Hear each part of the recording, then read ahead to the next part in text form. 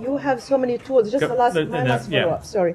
But you have so much leverage over the Israelis. And this is fundamental vision of the president. So you can use all the leverage you want, including weapons that you sell to Israel, to make sure that this plan is at least on the right path for implementation, considering we have like short time between now and November. So one thing I will say about that people often tend to forget is that Israel, like other countries in the region, is a sovereign country that makes its own decisions. The United States does not dictate to Israel what it must do, just as we don't dictate to any country what it must do.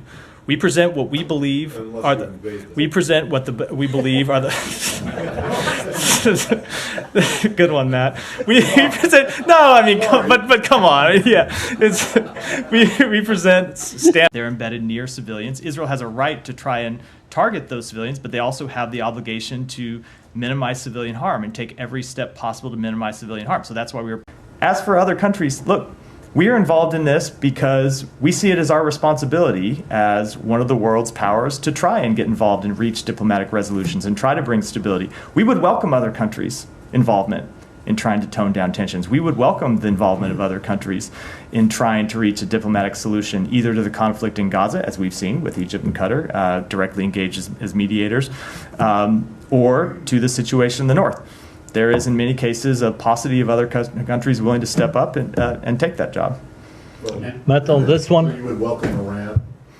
We would certainly welcome Iran stopping funding terrorist organizations that are behind these attacks and behind much of this instability. Look, if Russia, let me say China, we've been very clear on a number of times that we would welcome their positive involvement. With Russia has this burgeoning security relationship with Iran. If they were to use that influence with Iran to tell them to tone down their support for terrorism, we would absolutely welcome it. Now, I don't think that's going to happen, but we would certainly welcome taking those steps. Just to make the point, to play devil's advocate here, when those countries tell you that maybe you should do something by toning down your support for Israel, you say, no, that's just not going to happen. Look, right? we obviously have a different assessment of what's productive and what's not. This operation that the Israelis launched in Jenin, a hospital today. What do you have any comment on that? Is this something that you think is problematic, or is it something that you look at with envy? Like this is some kind of great Mission Impossible mission that we wish that we could also do? So I'd say that we strongly urge caution whenever operations have the potential to impact civilians and civilian installations. That, of course, includes hospitals. We do recognize the very real security challenges Israel faces and its legitimate right to defend its people and its territory from terrorism. Israel, of course, has the right to carry out operations to bring terrorists to justice, but those operations need to be conducted in full compliance with international humanitarian law. Well, do those operations include going into hospitals and murdering people in their beds, regardless of whether they're they are suspected or even known terrorists? So, is that okay with you guys? So there was a lot in the premise of that question. Obviously, we did know that they went into. Well, you don't think that they went in and killed complete people who were completely innocent. So let me say that if you did think that, then you would be condemning it, right? We certainly would, but I would say that Israel has said that these were Hamas operatives. They have said that one of them was carrying a gun at the time of the operation. So I'm not able to speak to the facts of the operation. You'd have to pass some kind of legal judgment, know all of the facts of the operation. But I mean, going in disguised as women and doctors and whatever is something different, and then going in and picking out people in particular rooms and particular beds and killing them seems to be something different. So again, not able to offer an assessment without knowing all these facts. I said some of the facts that have been presented by Israel are that one of them was carrying a gun and that they were planning to carry out or to launch terrorist operations. So you would have to look at all of those facts to make a specific assessment about this operation. But in general, we do want to see hospitals protected. It is important that no civilians were harmed in this operation.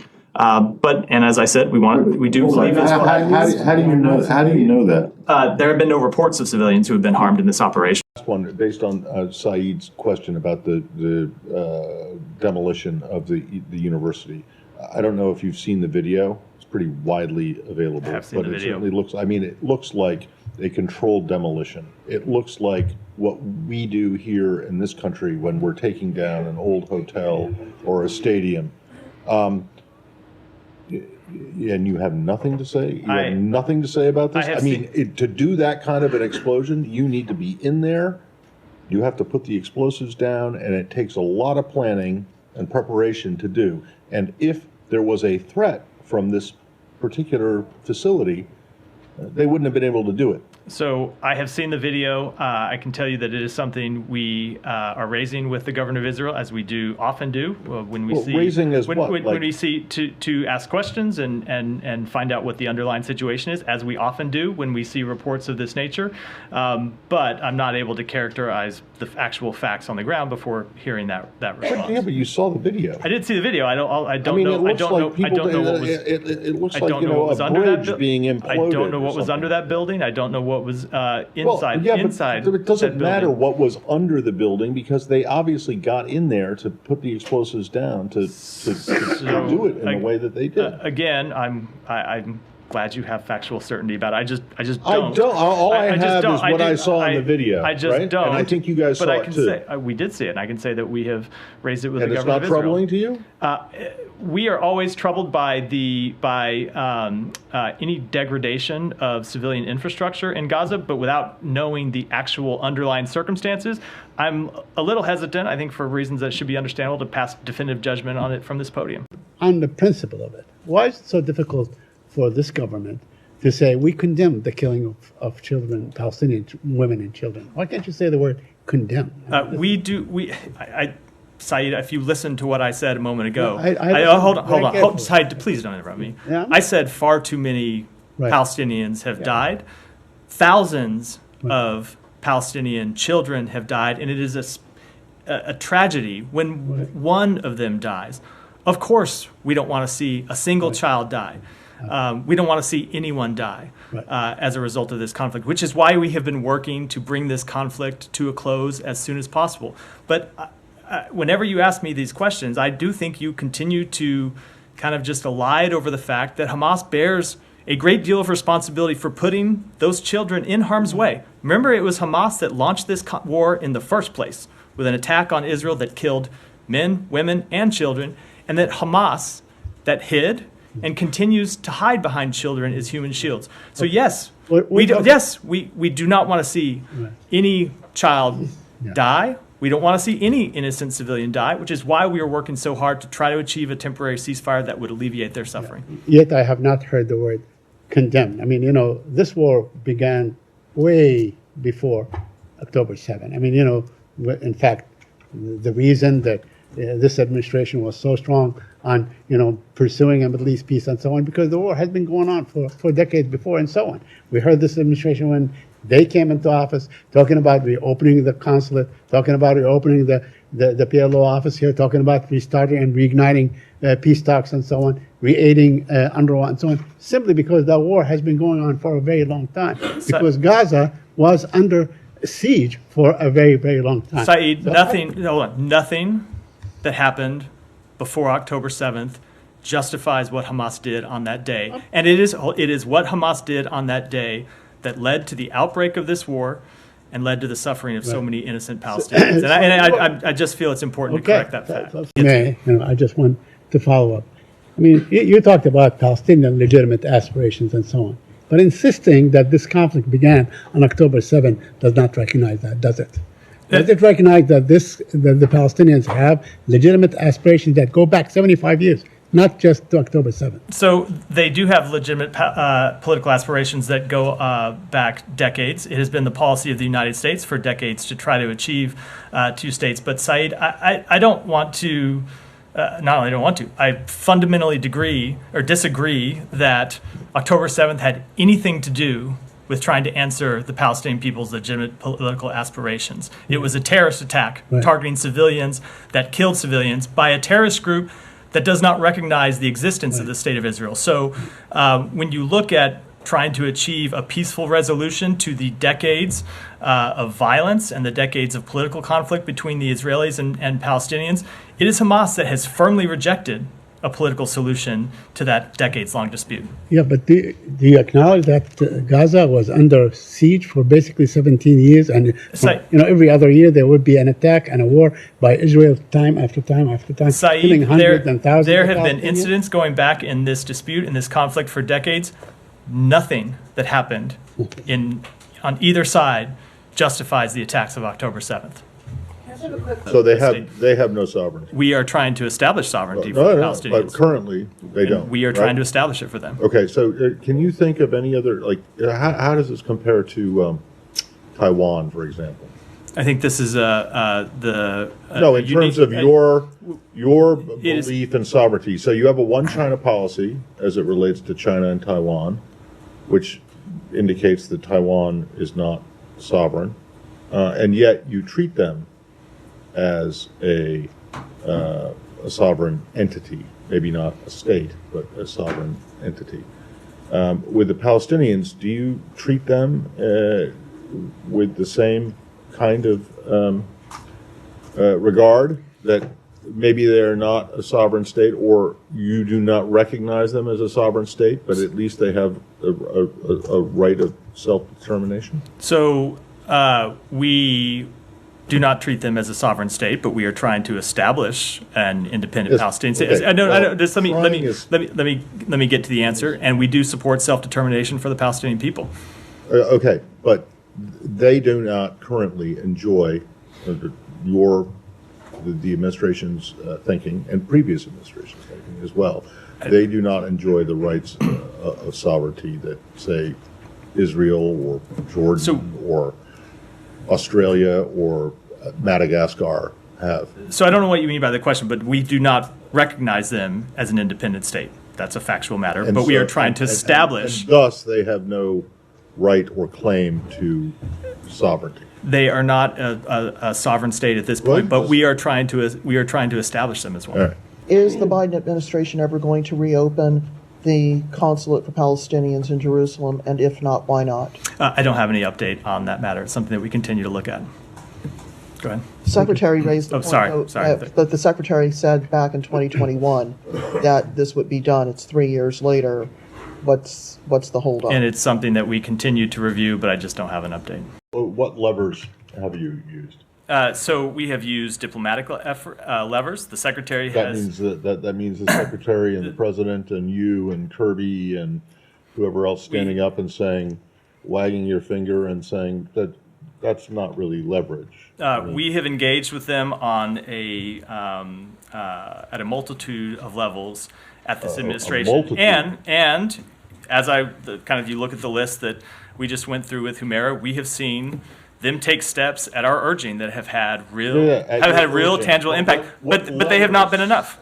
But what levers have you actually used? I think that when the United States of America stands up and says something publicly, it matters. But you haven't. That's a lever, but you haven't said that there would be any consequences. To my point, we have seen in terms of money or military assistance, right? But we have seen, because of the policies we have pursued, we have seen improvements along these specific areas. We have seen tangible improvements.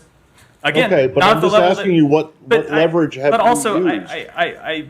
What leverage have you brought to bear? I just went through it. What have you gone? I think the words of the President of the United States, the words of the Secretary of State matter, and we have seen. Hold on, we have over seen, the top, and we have seen leverage, and we have seen the government of Israel respond to it.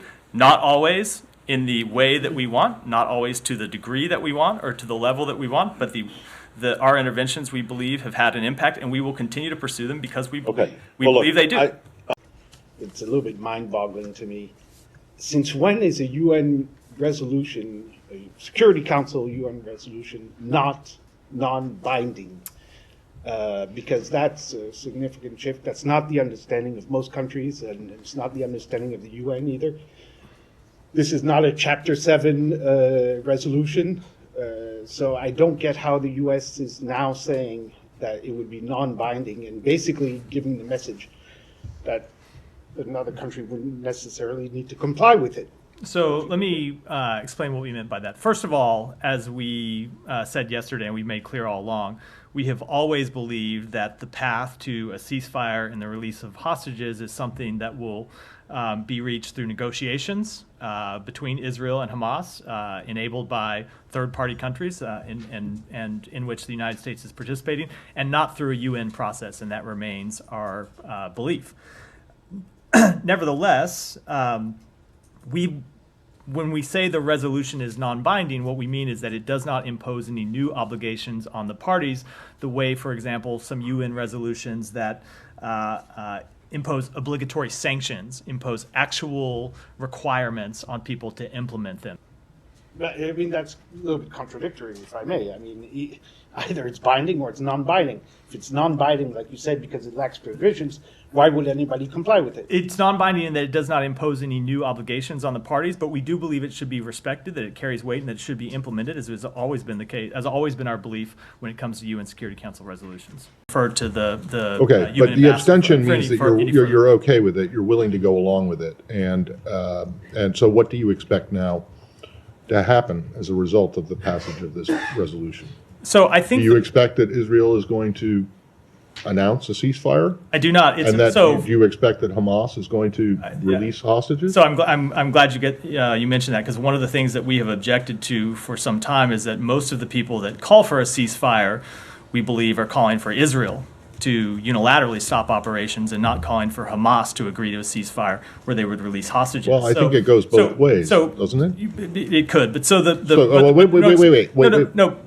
But the resolution today is a non-binding resolution. But Okay, we do so what's the think- point? Well, So you don't believe anything is going to happen as a result of the passage of this resolution? so I think that separate and apart from this resolution, we have active, ongoing negotiations to try to achieve what this resolution calls for, which is an immediate ceasefire and the release of hostages. I don't know. I can't say that this resolution is going to have any impact on those negotiations. So- but those negotiations are ongoing. They've been ongoing over the weekend, and they've made progress. So I don't expect you to answer this now, but to me, just stick this in your pocket. If that's the case, what the hell is the point of the UN, or the UN Security Council? So we think it plays an important role. It does, even though its range of action security- does absolutely nothing. A range of and that you're going to get what you would like to see, not out of the UN, but out of discussions in Doha. So we believe it's important that the UN speak and the UN Security Council speak on matters of international security. It's why we've been engaged in this process. It's why we thought we were going to have a successful vote on Friday that Russia and China, unfortunately and quite cynically, vetoed of the parties of this So conflict. you don't think that that includes Hamas? You don't think that Hamas leaders should be prosecuted? We absolutely believe that Hamas should be held accountable. That could be Held hold on. accountable. Let me Okay. finish. That could be either through the prosecution of the war effort by Israel. It could be, In other words, hold them on. being killed? It could be by being killed. It could by being by being brought to justice in an Israeli court. We do not believe the ICC has jurisdiction over either of the parties in this case, because the Palestinian people do not represent a state. And that Okay. includes the leaders of Wait, Hamas. where is the accountability for that? Where do the Palestinians go? This is a question I asked Ned, a long time ago, over and over and over again. Where do the Palestinians go to seek redress? So let me answer this a couple of different ways. First of all, in the short term, with respect to questions of war crimes, Israel does have open investigations, a number of open investigations. We made this public when we released our report on National Security Memo 20, including some investigations that have become criminal investigations into conduct by members of the IDF. That is the first instance for judging whether someone has committed a war crime or a violation of IDF code of conduct. That's one of the reasons why we have concerns about the ICC. The ICC is set up to be a court of last resort. If a country isn't properly holding itself and its personnel accountable, that's when the ICC comes in, not in the middle of the process as they have done here. That said, there should be the establishment of an independent Palestinian state. And an independent Palestinian state would have the ability to join the Rome Statute and become a member of the International Criminal Court, as every state in the world has the right to do. But that is not. So where do they go in the meantime? So let's just focus on jurisdiction for a second. Who does have jurisdiction here?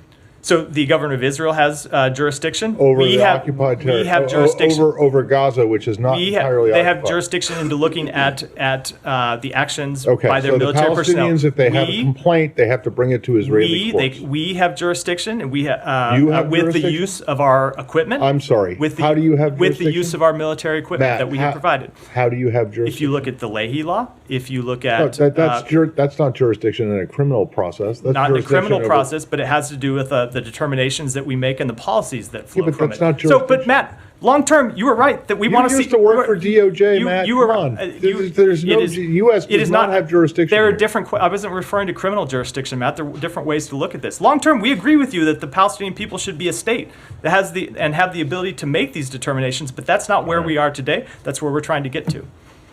In reference to the Mexico-Ecuador situation, which you have a problem with the Ecuadorians going into the Mexican embassy.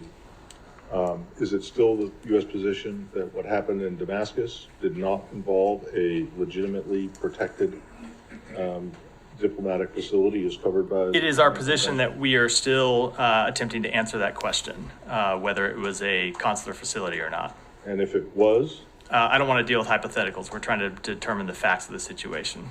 Well, I'm not sure. I mean, this is now several days old. What exactly is it that you're waiting for? We are waiting on a final determination. It's something we're looking into. Well, how are you so looking, sure that because the Mexican embassy in Quito is a diplomatic? it is a long-established Mexican embassy. This wasn't long established? That is ultimately the question that we are trying to determine.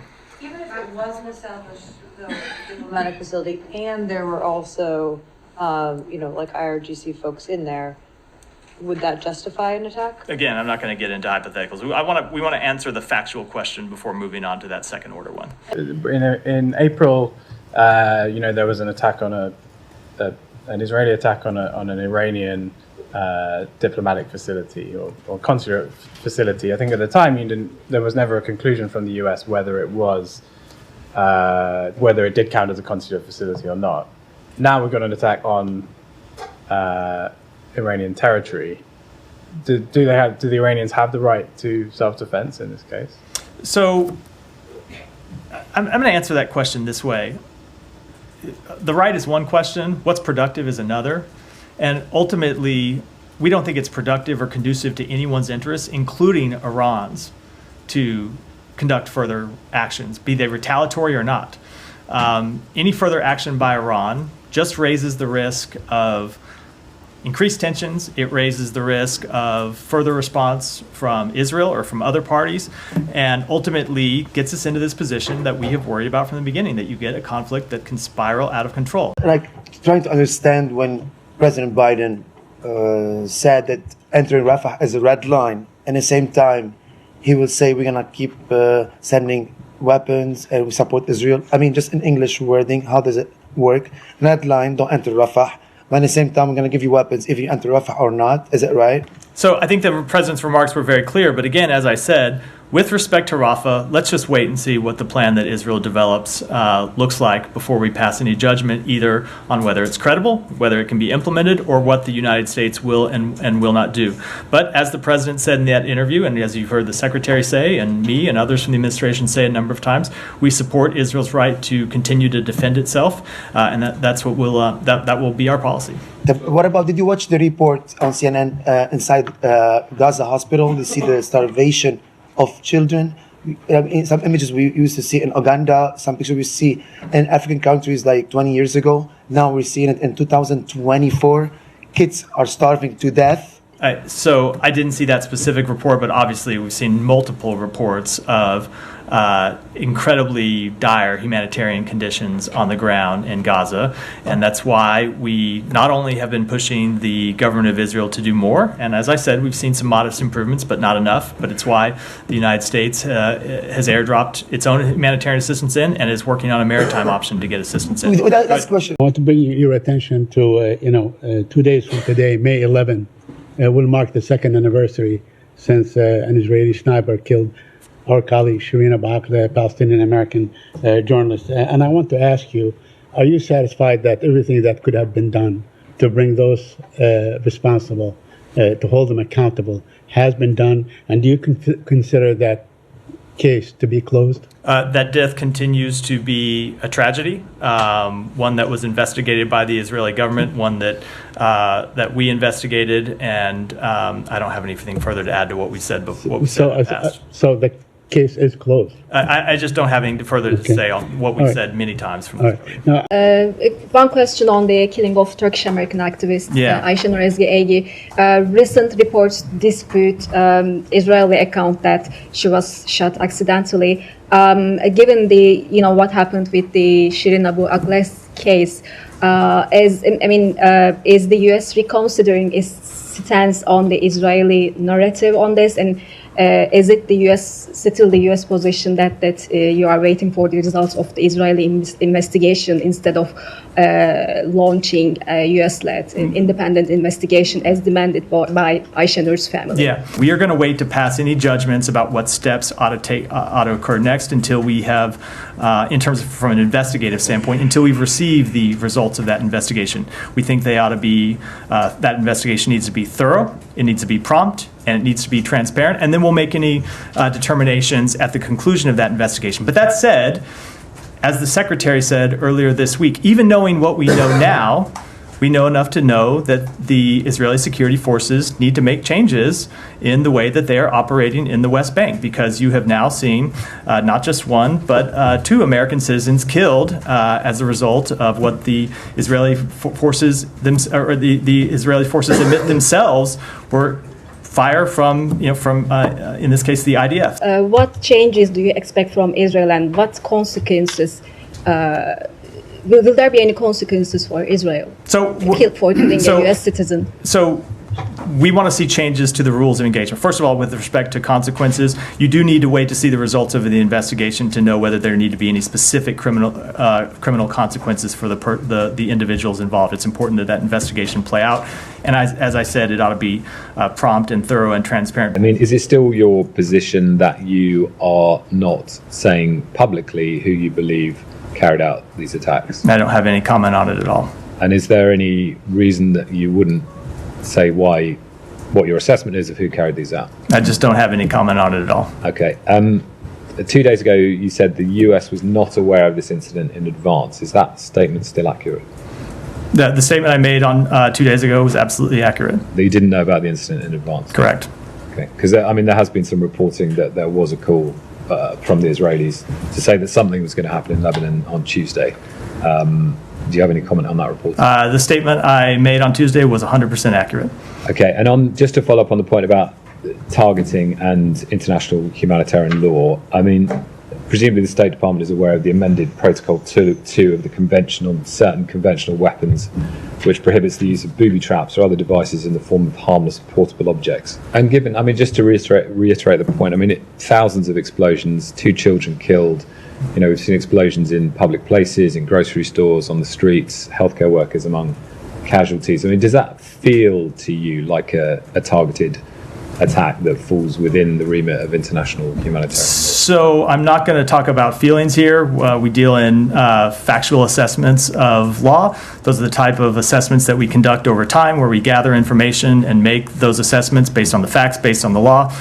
Those assessments are ongoing. It's not to speak to this incident or any specific incident, but those are things we take very seriously. I do not mean this to sound flippant, but does it not require, and I take your latter point, but does it not require a commitment from Israel and I guess all of the negotiating parties not to kill the people who are taking part in these talks, if only to, again, sort of finalize a deal that I assume would have to happen in person? So we want to see the talks get finalized, right? There's a couple ways to take your question. If you mean with respect to Sinwar, maybe that's not what you meant. So I just say because that was something that Sean asked about. Certainly, with respect to Sinwar, was something that somebody that we believe ought to be brought to justice. There are other members of Hamas as well who are terrorists who deserve to be brought to justice in one way or the other. But we do want to get these talks across the finish line. It is important that the talks be able to take place. I guess I more mean who would want this job, given it probably places an immediate target on this person's back. So I'm not sure that I fully accept the premise of the question.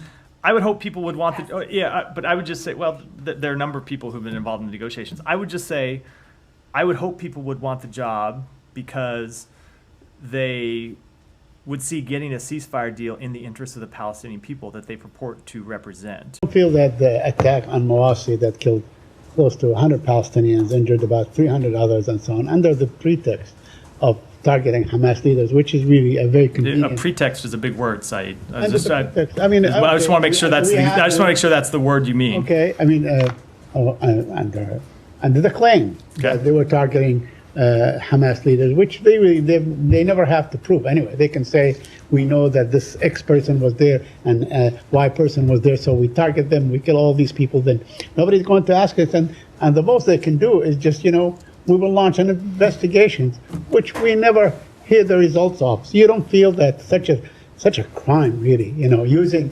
F-35 to bomb two places, one of them against the respondents, the first responders and so on, while the other was going on. You don't think this is an attempt by the Israeli government to just basically say, you can go, fly a kite? So Saeed, if you were the representative of the Palestinian people charged with negotiations for this ceasefire, is the idea that the loss of civilian life would make you less committed to reaching a ceasefire? I guess I don't understand the logic of the question. I'm not talking about the Palestinians. No. I'm just saying that if the idea is somehow that this strike and the loss of civilian life would somehow jeopardize negotiations for a ceasefire because the other side wouldn't want to reach a ceasefire, I don't think I understand the claim. No, I think what we have seen in statements and indeed in the negotiations that Hamas is really, at least it appears to be committed to the negotiations and so on. But what we have seen is a pattern by the Israeli government that every time we get close to the results, we get something like this, we get a bombardment that, in the hope that it will scuttle, and leave it, to keep the onus on Hamas, so to speak. So we're not concerned about the Palestinians are committed to this ceasefire, but are you certain that Israel is committed to the points that were, stated by the president on May 31? They are committed to the proposal that they put forward, that the president publicly described on May 31st. They have said that publicly. They have affirmed that to us privately. And they have committed to trying to work to reach a ceasefire and bridge the remaining differences. And that work is ongoing. It was ongoing here inside our building today. If I might follow up on that. Go ahead. Didn't you just justify political violence? Go ahead. You just justified. You said Hamas should negotiate. There are people in this room. You just justified. There are people in this room who come and raise their hand and ask questions, and I'm going to call on them. Go ahead, please.